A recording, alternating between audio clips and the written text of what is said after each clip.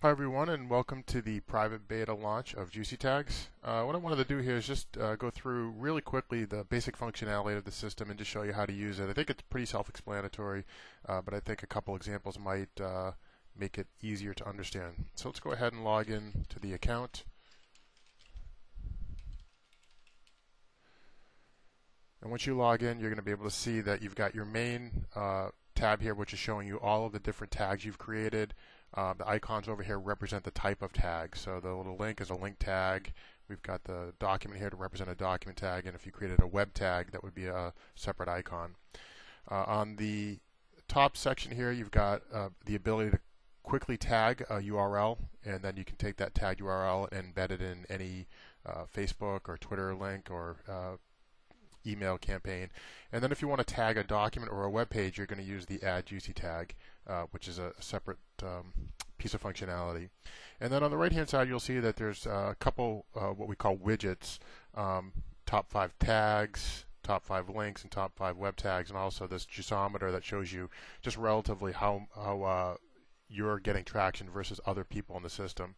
On each of these doc tags or link tags, you can see that it shows, by default, it's your tags, but you can quickly click on the View Global to see other people who are at the top of the list in that specific link tag. And I'll show you when you create a tag, you can make it public or keep it private for yourself.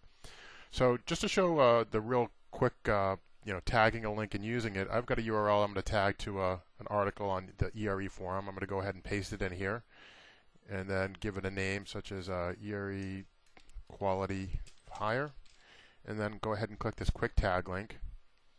What that's going to do is generate the JuicyTags short URL, which I can then highlight and copy. Click OK, and you can see that it's added it into the bottom here of the list. And now I can go and use this link in any place on the social networking sites or email and so forth. So I'm going to go ahead and tweet about this.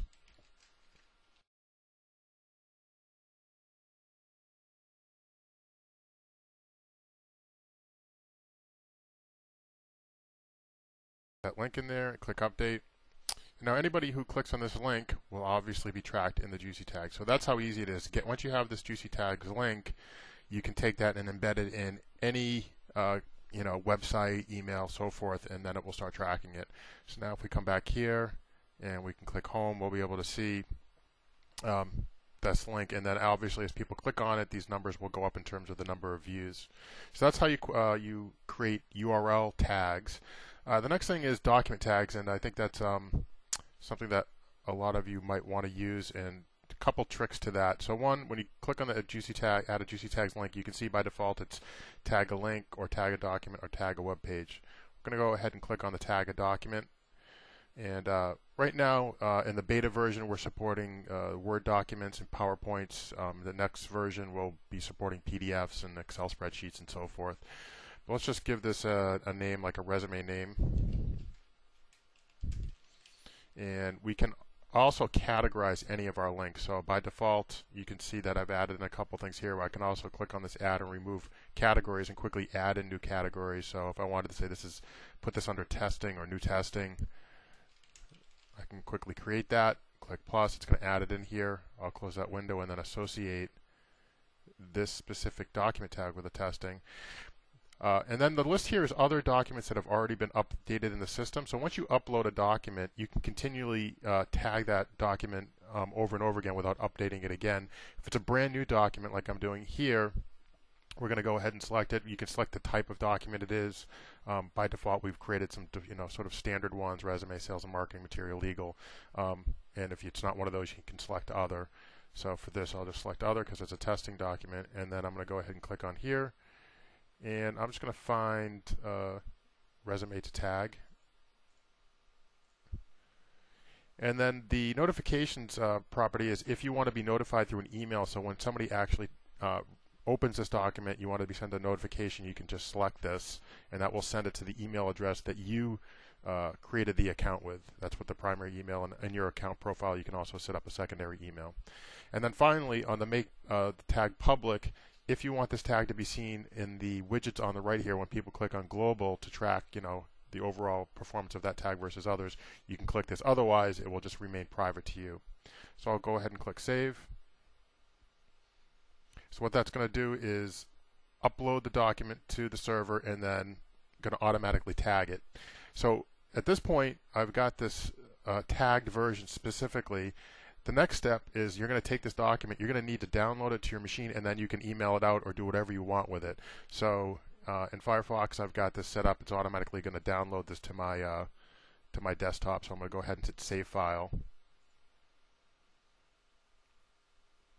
And what you'd probably want to do is just create a directory or someplace on your computer where you're going to download the tag documents, because once you download it and then send it, you're going to probably want to delete it. You don't want to overwrite your original document. So make sure that when you upload your document, you create the tag version and you save it down, don't overwrite your original document, because all you'll have is the tagged version.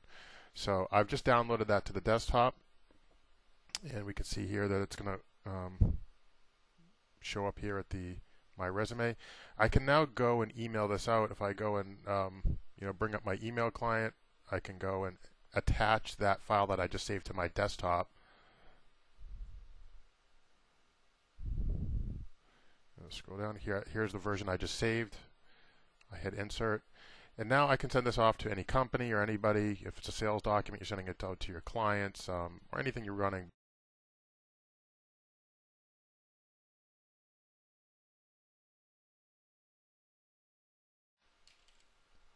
And now it's sent, and obviously now that you've sent that document out to whoever you want to reach it, once they open that document, if you've set up the notifications, you'll be notified of that as well. So that's tagging a document, and again, you can tag Word documents, PowerPoints, and soon you can quickly review the performance of a tag by clicking on the tag itself. So for example, if I click on this tag here, I click on the link, what it's going to do is bring up the overview of the tag. It's going to show me where it ranks in terms of the most traction. So 1 out of 10 means I've got 10 tags created. Number 1 means this is the most viewed tag I have right now. The notifications will show me if I've got it turned on, and then this tag type is showing me that this is a public tag. Because it's unlocked. If it was locked, it would be a private tag.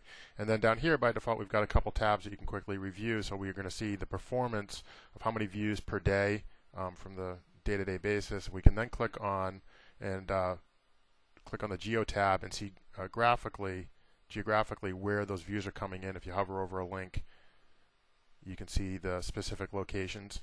What's important about these locations is it could be where the person is. It also could be the ISP of where they're connected. So sometimes, most situations, it's going to come from the city or state where they're at. Sometimes it will actually be the location of the ISP, so you just have to be aware of that.